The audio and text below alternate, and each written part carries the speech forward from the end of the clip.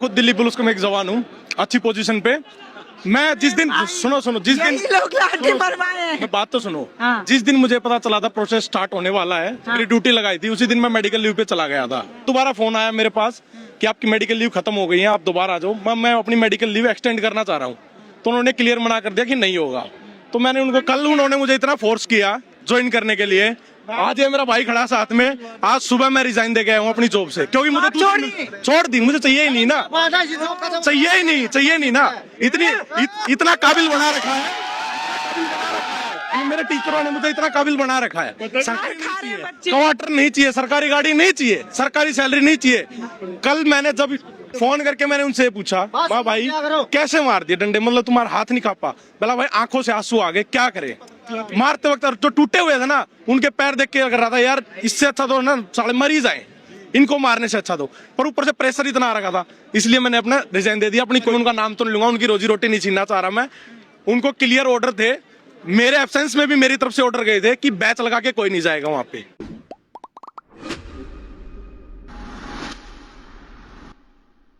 20 दिन तक अपने घर पे था अभी तक।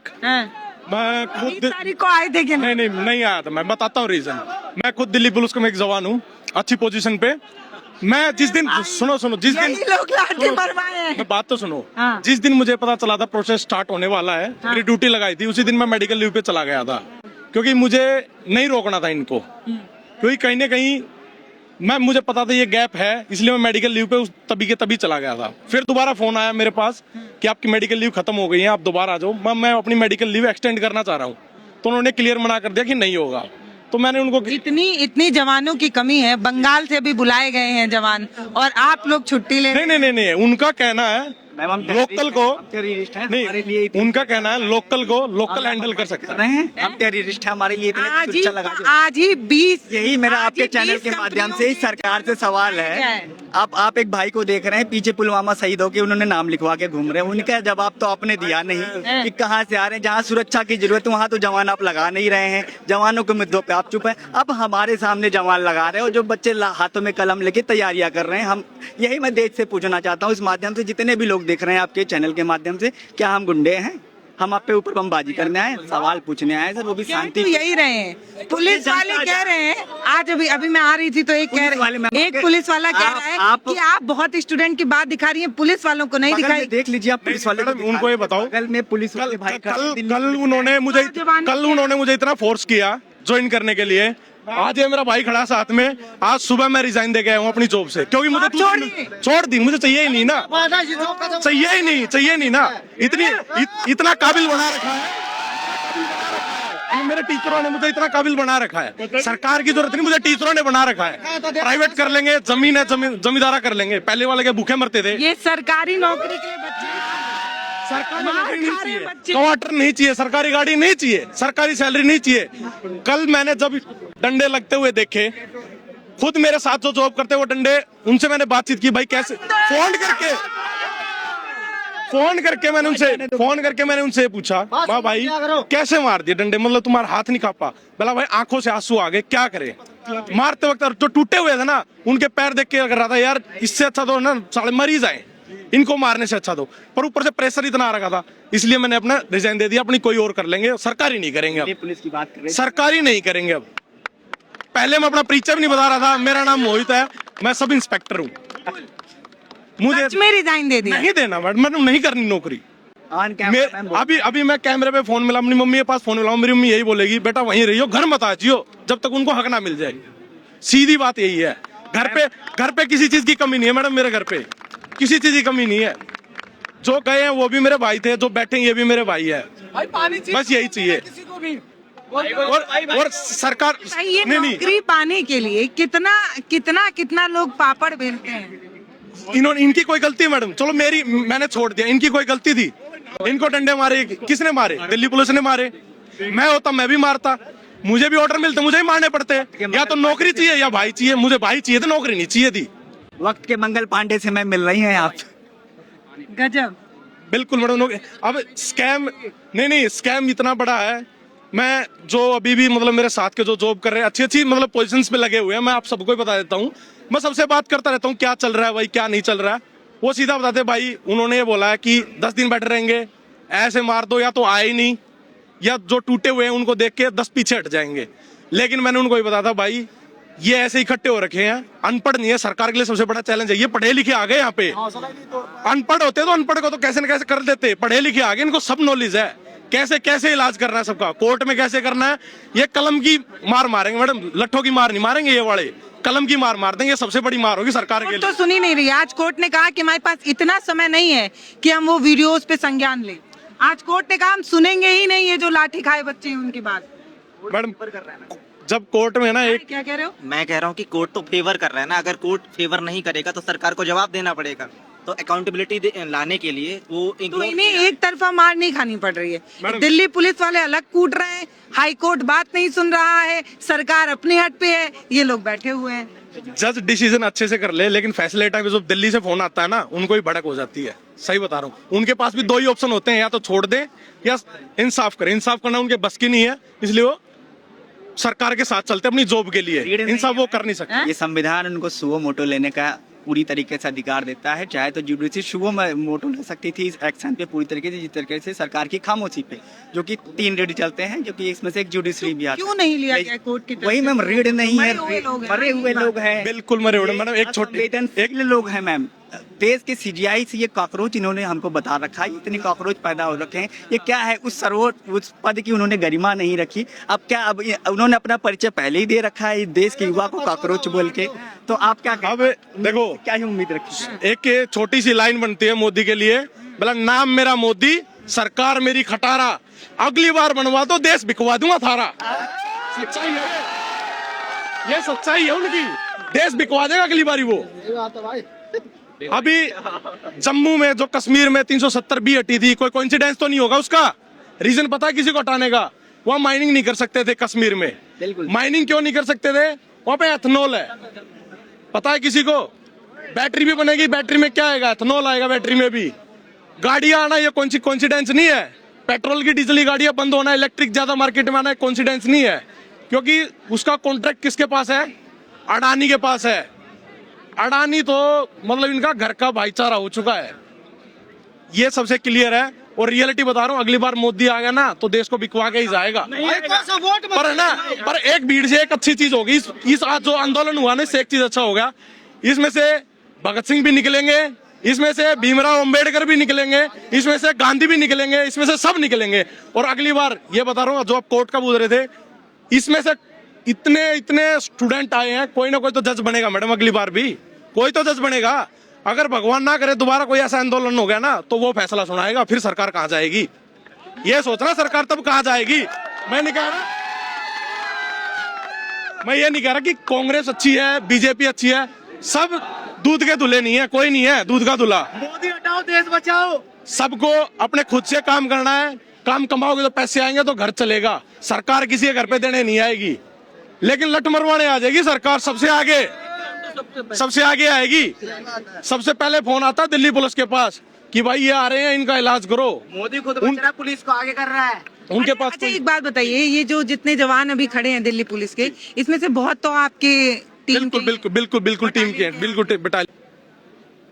बस वही बात है, कुर्सी है जनाजा नहीं है, फिर भी उतर तो नहीं रहे, चिपक गए फेविकोल से। उतारना हमारा काम है ना, हम लोग को डटे रहना है। इसलिए अगर हम लोग इसको छोड़ देंगे तो इतना आसानी से मोदी सरकार हटने वाली नहीं है। ये इजरायली सरकार है, ये इजराइल से मिली हुई है, समझा? इसलिए ये इतना काम करी है। इसके दिमाग में ना वो तानाशाही चल रही है, ये नहीं चल रहा है ये कि हम जनता को देखें। अच्छा, ये कॉकरोच बनाकर लाई हैं ये अभिजीत दीपके, सोनम वांगचुक, मोहम्मद जुनैद। कॉकरोच है मैम, फैलेंगे। अब देखते रहे, देश के हर कोने से कॉकरोच निकलेगा। ये लोग इतने खतरनाक लोग हैं। ये देखो क्या है, मैं बता रहा हूँ, ये महामानव जो हैं अपनी बीबी को छोड़ के दूसरे के बीबी के ऊपर नजर डालते हैं। इतना हरामखोर आदमी। लाठी खिलाते हैं। नहीं, पहले सोनी के ऊपर मतलब इन्होंने नजर डाला, फिर डाला स्मृति ईरानी के ऊपर, फिर डाला क्या कहते हैं कंगना। ये सब बात मत बोलिए। अरे मैं बोलता हूँ, मैं तो सुनो, मैं अंधभक्त था पहले। अच्छा, आप भी अंधभक्त? मैं पहले अंधभक्त था, अब जाग गया हूँ। मैं इनकी रवैया को जानता हूँ। ये वोट चोरी भी करते हैं, चंदा चोर भी है ना। ये मतलब ना ये क्या कहते हैं, इस मतलब किसी भी धर्म के नहीं है। ये ना राम के हैं ना रहीम के हैं, केवल ये सत्ता के भूखे हैं। और आने वाले आपको भी मोदी जी में विष्णु भगवान नजर आते हैं? नहीं, मेरे को मेरे माँ बाप में विष्णु है, वो मोदी। तब आप देखो सुने नहीं, मैं बता रहा हूँ, मैं इस तरह मैं पढ़ा लिखा भी ऐसी मैथमेटिक्स, जब मैं कैसे हैं? पढ़ा लिखा आदमी अंधभक्त मैम हो कैसे सकता है? नहीं, मैं तो बिल्कुल आंख में आंख डाल के, ये लोग क्या देखो क्या है, ये लोग सत्ता में जब आए ना, कितने लाशों के ऊपर चढ़ के आए मालूम है। और आज भी कितना, पहले तो इन लोगों ने मतलब इन लोगों ने मीडिया को हैक किया, फिर दूसरा इन्होंने ईवीएम को हैक किया, मतलब आप फिर जुडिशियल को, न्यायपालिका को, ये सारे लोगों को अपने मुट्ठी पे करके, और आज ये सब जो सपना देख रहे हैं ना, तो युवा जाग चुका है, अब इनको बख्शेगा नहीं।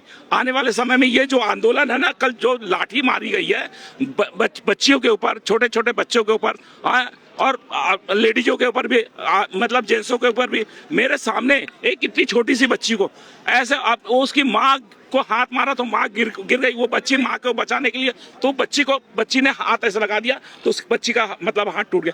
उसको बच्ची को बचाने के लिए मैं दौड़ा तो मेरे को सिर पीठ में लाठी मार दिया। हाँ, एक लड़के को मारा तो सर फट गया। मतलब इतने गंदे लोग हैं। ये बच्चे क्या कर रहे हैं? अपना हक तो मांग रहे हैं, तुमसे नहीं समझ रहा धर्मेंद्र प्रधान। अब तो सीधे मोदी का इस्तीफा चाहिए, सीधे मोदी का। अब हम किसी से, अब आने वाला समय ये देखो, हर जगह आंदोलन चालू हो गया। कहीं ऐसा ना हो कि ये काकरोच बन के इनके घरों में घुस जाए।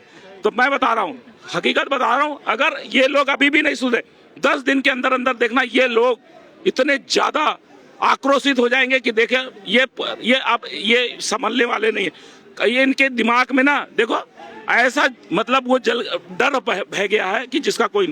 तो आप यहीं रहेंगे अभी? यहीं रहेंगे मैडम। कितने दिन? जब तक चलेगा। नौकरी तो है नहीं, नौकरी तो है नहीं, छोड़ दिया? नहीं, नौकरी का इशू नहीं है, घर चलेगा तो माँ मारेगी ना, फिर छोड़ के कैसे आ गए? तब तक हक नहीं मिला था उनको, दिक्कत ये है। अच्छा, दूसरी चीज सबको पता है, पहले गाड़ियों पे, यही वो देश है जो भगत सिंह जंगती हैं, तो आपके सामने खड़े हैं मंगल पांडे भगत सिंह। सबको पता है, पहले भी गाड़ियों पे नंबर प्लेट होती थी, नॉर्मल भी होती थी। थैंक यू आंटी, आपने जो ये सपोर्ट दिया, ये हौसला दिया है। इनकी बात, इनकी मम्मी की बात हो रही है। ये दिल्ली पुलिस के जवान है भाई। मेरे घर से मैम फोन आया मेरे भाई का कि तुम वहाँ प्रदर्शन में बिना बताए चले गए। आज ही रिजाइन देंगे। देखो, इस भाई को मैं सैल्यूट करूंगा। मैं जो कहना चाह रहा था और मुझे सूचना मिली, और सूचना आज ये भी मिली कि यूपी के सीआरपीएफ के जवान ने भी ऑर्डर, रिजाइन का मुझे मालूम नहीं मैडम जी, लेकिन उन्होंने ऑर्डर मानने से मना कर दिया। और मैं आपके चैनल के माध्यम से, आपका चैनल बहुत बढ़िया है, बहुत आप इश्यू उठाते हो, तो आपके चैनल के माध्यम से पूरी भारत की सेना, पैरामिलिट्री फोर्स और दिल्ली पुलिस और हर स्टेट की पुलिस को मैं निवेदन करता हूं, ये जो मोदी सरकार है, बीजेपी आरएसएस मोदी सरकार है, ये देश की दुश्मन है, देशद्रोही की सरकार है, देशी विदेशी कारपोरेट की सरकार है, जनता की सरकार नहीं है। इसलिए आप इनके जो लोकतंत्र को खत्म करने वाली और जनता पर अत्याचार करने वाली सरकार के हुक्म न माने। वो ड्यूटी नहीं है उनका हुक्म मानना, बल्कि जनता का पक्ष लेना आपकी ड्यूटी बनती है, आपका धर्म है, आपका मानवता। और इस भाई ने आज दिल्ली पुलिस से रिजाइन किया है, इसको हम सैल्यूट करते हैं। और जैसे 1925 के अंदर पेशावर में जब पठान मुस्लिम जो किसान क्रांतिकारी थे, अंग्रेजों के खिलाफ आंदोलन कर रहे थे अपनी जायज मांगों के लिए, चंद्र सिंह गढ़वाली का नाम आपने सुना हो, वो गढ़वाल राइफल के कमांडर थे। उन्होंने गोली चलाने का ऑर्डर जो अंग्रेजों ने दिया था उसको मना कर दिया था। ऐसे वीर चंद्र सिंह गढ़वाली बनने की आज बहुत ज्यादा जरूरत है। अपना जमीर बेच के, अपनी आत्मा बेच के, चंद टुकड़े सैलरी के लिए मतलब लोगों की हत्या करना, ये कौन सी पुलिस और सेवा, इसमें कौन सी देशभक्ति की बात है? डूब के मरना चाहिए ऐसे जवानों को, चाहे वो सेना के हो, चाहे पैरामिलिट्री फोर्स के हो, चाहे दिल्ली पुलिस के हो, चाहे किसी स्टेट के हो। आज जैसे सूचना है कि 2000 जवान सीआरपीएफ के एयरलिफ्ट करके मंगवाए जाते हैं यहाँ, किसके? जनता पर गोली चलाने के लिए। कितने लोगों को गोली चलाएंगे ये? मोदी को भागना मुश्किल हो जाएगा। ये कहता है मैं झोला उठाकर भाग जाऊंगा, मेरा फकीर है, मेरा क्या होगा? देश को आग लगाकर कौन भागने देगा? इसलिए साथियों, मैं बार बार पुलिस वालों को कहता हूं कि आप बगावत करो, बगावत करो। बगावत करना इंसानियत है आज के समय में। अच्छा, आपके मतलब सिस्टम में कुछ प्रॉब्लम थी, रिजाइन करने के बारे में पहले सोचा था या लाठी चार्ज की तस्वीर देख? मैं बीच में आने का प्लान कर रहा था कि छुट्टी पे ही चल रहा था, तो मेरे साथ में काम करने वालों ने बोला कि भाई बहुत सारे ऐसे हैं जो सस्पेंड हो जाएंगे, जिसका नाम आ गया, जिसका फेस आ गया, सस्पेंड हो जाएंगे। वहाँ पे कैमरे 24 घंटे देखे जा रहे हैं। तो मैडम मेरे जानने वाले भी खड़े थे बाहर, वो कह रहे थे कैसे आया है, तू तो छुट्टी पे गया होता। मैं छुट्टी का, नौकरी चली गई, अब तो नौकरी छोड़ दी हमने, नौकरी चाहिए ही नहीं। अब मैं कैमरे पे भी इसलिए आया हूँ कि ध्यान से देख लेना, मैं नहीं दिया था रिजाइन, मैं क्लियर बताना चाहता हूँ। बहुत बढ़िया। और दूसरी चीज अभी सबको पता है पहले नंबर प्लेट्स अलग अलग होती थी। सरकार का कहना था कि क्राइम बढ़ेगा, हाई रिस्क नंबर प्लेट लेके आओ इंडिया की, सबका मैंडेटरी कर दिया, चालान करना शुरू कर दिया। किसी को पता है उस नंबर प्लेट का टेंडर किसके पास है, वो भी अडानी बनाता, नहीं पता तो किसी को। सबसे बड़ा एक मैंने कल न्यूज देखी थी, एक सीआरपीएफ की मैडम खड़ी थी, इंस्पेक्टर थी 3 स्टार, उन्होंने किसी मीडिया वाले ने क्वेश्चन किया था कि आपका बैच अट गया है, सबका यही क्वेश्चन था, बैच अट गया। उनका कहना था सेफ्टी जैकेट पहनते हैं जिससे निकल जाता। इलेक्शन के टाइम पे तो नहीं निकलता वो बैच, इलेक्शन में भी तो देते हैं। मैंने भी तो पहनी है सेफ्टी जैकेट, अगर वो निकल जाए, एक बार हाथ से छीनते हैं तो जैकेट पकड़ के ऐसे निकालना पड़ता तो निकलता वो, तो कहते निकल के गिर जाता है, ऐसे नहीं गिरता। से नहीं निकलता है। नहीं, वो कह रहे थे धक्का मुक्की से। मैडम मुझे भी दोनों हाथे जोर लगाना पड़ेगा बैच को निकालने के लिए, तो बैच निकलेगा। नेक्स्ट चीज, जो हमारे स्टेशन में जो काम करने वाले हैं कर्मचारी, मैं उनका नाम तो नहीं लूंगा, उनकी रोजी रोटी नहीं छीनना चाह रहा मैं, उनको क्लियर ऑर्डर थे, मेरे एब्सेंस में भी मेरी तरफ से ऑर्डर गए थे कि बैच लगा के कोई नहीं जाएगा वहां पे, सीधा क्लियर ये ऑर्डर था, बैच लगाए कोई नहीं जाएगा। इंटरनली बात थी, मतलब इंटरनली बात थी, बैच लगा के कोई नहीं जाएगा वहां पे, ये चीज क्लियर थी। ऐसा क्यों? आइडेंटिटी छुपाने? आइडेंटिटी छुपाने के लिए, ये ना हो कि मैंने इसको मारा, इसकी पर्सनल दुश्मनी मेरे से हो जाए, वो चीज इस चीज के लिए कि बाद में एक अकेले वो टारगेट ना किया जाए।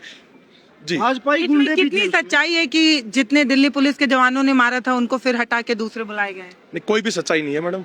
अभी 12 कंपनियां और बुलाई गई हैं, आपको पता चला हो तो 12 कंपनियां, एक कंपनी में 113 के आसपास जवान होते हैं, 12 कंपनियां और बुलाई गई हैं। कहा जा रहा है कि जिनके चेहरे ज्यादा हाईलाइट हो गए हैं सोशल मीडिया पे, क्योंकि तस्वीरें और आजकल तो सोशल मीडिया का जमाना है, सबके हाथ में फोन है, तो जिनके चेहरे ज्यादा हाईलाइट हो गए हैं दिल्ली पुलिस के जवानों के या रैपिड फायर फोर्स वाले के, उनको हटा दिया गया है कहीं, मतलब उनको कहीं और भेज दिया गया है। मैडम उसमें जो चेहरे हाईलाइट हुए हैं बताते वक्त मुझे शर्म आ रही है। सबसे ज्यादा हाईलाइट चेहरे जो हुए हैं वो हरियाणा के हुए हैं, मैं हरियाणा का रहने वाला हूँ, मेरी कास्ट भी जाट है, और जो जितने हाईलाइट हुए वो सभी जाट हैं। ये बताते वक्त शर्म आ रही है।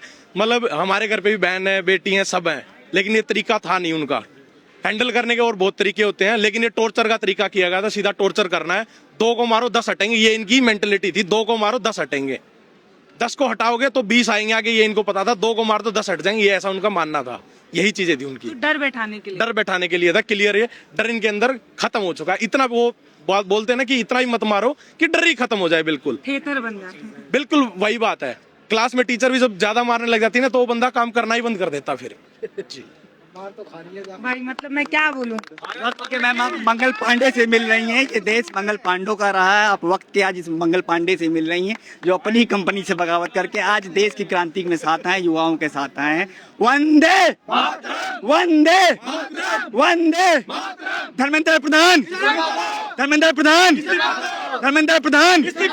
हटेंगे नहीं, हम नहीं हटने वाले, नहीं हटने वाले। आप अब जितनी भी लाठियों की जोर लगा लीजिए, लाठियां कम पड़ जाएंगे। ये भगत सिंह के जोश और मंगल पांडे के जोश के साथ युवा यहाँ पे जंतर मंतर पे उपस्थित हो रहे हैं। अभी भी आंखें खोलिए, तानाशाही सरकार, एक आदमी को बचाने के लिए आप डेमोक्रेसी की हत्या कर रहे हैं। विचार कीजिए। आप तो इतने दुबले पतले हैं। मैम वो आदमी को हटाने के लिए मोदी क्यों नहीं हटा रहा? जैसे ये इन्होंने रिजाइन दिया। 20 तारीख को आए थे? नहीं 20 तारीख को नहीं है, मैं आज ही आया हूँ। अच्छा हुआ नहीं आए थे भाई, बहुत जोर जोर से डंडा मार रहे थे। पर मैं इधर से निकला तो मैंने देखा था, फिर मैं आज आया हूँ मैम। मैंने डंडे पड़ते हुए मैंने मेरी आंखों से देखे हैं। जैसे इन्होंने बताया कि हमारे को ऐसे बता दिया कि बैच हटा दो, जैसे इन्होंने खुलासा कर दिया वैसे ही धर्मेंद्र प्रधान को हटा दिया जाएगा तो वो बीजेपी के खुलासे कर सकता है। इसलिए उसको सीधे तरीके से नहीं हटाया जा रहा, क्योंकि वो उसको मोदी अगर वैसे हटाएगा जोर जबरदस्ती से तो वो खुलासे कर देगा मोदी के कि क्या क्या घोटाले हो रहे हैं, क्या नहीं हो रहे। इसलिए और अब उसको मोदी पे दबाव पड़ गया, उसको प्यार प्रेम से हटा रहे हैं, उसको कुछ खिला पिला के हटाएंगे, उसको कुछ रिश्वत दे के कुछ खिला के पैसे वैसे खिला के ये हटाया जाएगा। उसको ऐसे नहीं हटाया जाएगा, हटा दिया जाएगा। उसके बाद भी शिक्षा मंत्री बीजेपी का आएगा, मोदी लाएगा। मोदी हमेशा अपना आदमी लाता है, हर जगह अपना आदमी है मोदी का, ऐसी जगह आदमी नहीं है। सबसे जरूरी बात है, ये जो यहाँ पे बैठे हैं ना वो सभी बच्चे हैं, सबके माता पिता। बच्चों को समझाने के 2 ही तरीके होते हैं घर पे, या तो मार के समझा लो या बिठा के समझा लो। और देखो पापा तो आप समझा ही चुके हैं, बैठ के। बिल्कुल बिल्कुल। देखो जो सबके पापा होते हैं ना वो पहले एक थप्पड़ मारते हैं उसके बाद समझाते हैं, और मम्मी बिठा के समझाती है और मम्मी की मान भी जाते हैं। अगर मेरा मानना है पर्सनली कि अगर धर्मेंद्र जब ये एग्जाम लीक हुआ, स्टार्ट हुआ, यहाँ आके बीच में बैठ के अपनी जुबान से बोलता ना कि भाई मैं अपनी गलती मानता हूँ, अगली बार अगर ऐसा लीक हुआ एग्जाम तो मैं इस्तीफा दे दूंगा, ये बात पहले ही दिन आगे बोल देता ना तो मैं भी इतना बड़ा नहीं होना था मैडम। ये आज पहले 7 चल रहे थे, अब 9 आंदोलन हो गए। वहां पे टिगरी बॉर्डर किसानों ने बंद कर दिया, अमेरिका साथ इसने ट्रेड का जो पास किया अपना कुछ, और उसके अलावा उत्तराखंड में चल रहा है पेड़ों को लेके, पटना में बच्चे मार खाए इन्हीं जंतर मंतर जंतर मंतर के चक्कर में। उसके अलावा जो आर्मी से रिजाइन देके आए थे किसी रीजन से, वो रोड पे बैठे हैं, उनका भी स्ट्राइक स्टार्ट हो गया है। TN Betwa river link ma'am जो ये किया जा रहा है उसके लिए भी प्रोटेस्ट कब से चल रहा है, उसको भी चारों तरफ देश में कोने में आंदोलन ही चल रहे हैं, ये सिस्टम है। प्रधानमंत्री लाल बहादुर शास्त्री जी पहले रेल मंत्री थे, एक रेल दुर्घटना हुई थी, इस्तीफा नैतिकता थी, और इस नीच प्रवृत्ति के लोगों में, इस सरकार में इतने आंदोलन के बावजूद भी एक शिक्षा मंत्री का ये इस्तीफा नहीं ले सकते।